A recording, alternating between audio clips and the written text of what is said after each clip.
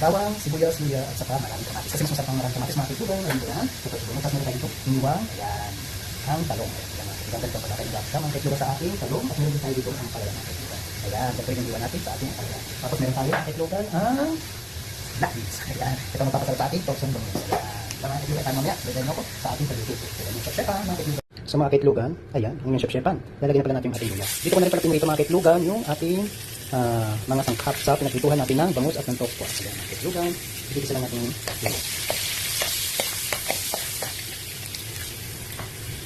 Tapos natin ang ating sibuyas, mga kaitlugan. Ayan, ang ating sibuyas.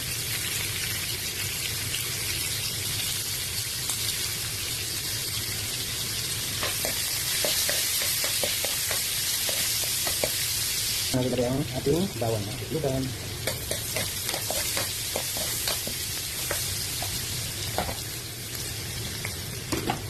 Tapos ang ating kamatis.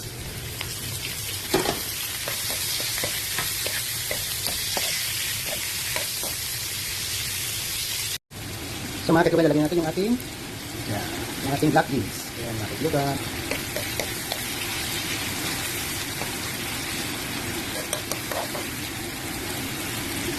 Natin dito mga kaitlugan yung ating bangus.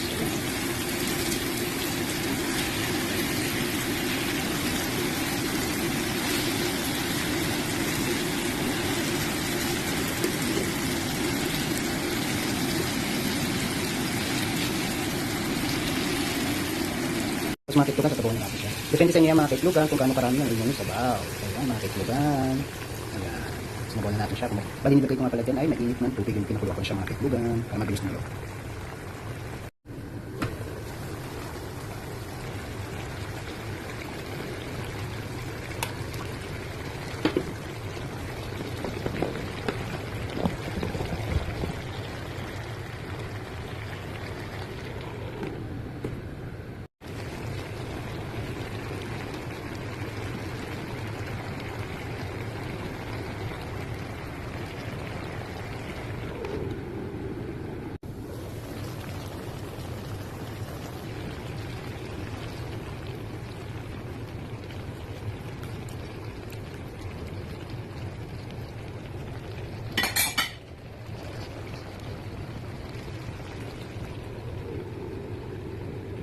So mga kaitlugan, ito na yung ating totsong bangus. Ayan, masarap na ulam mga kaitlugan. Kaya tayo lahat. Salamat sa inyong panonood at pagpangkilik na natin mga video mga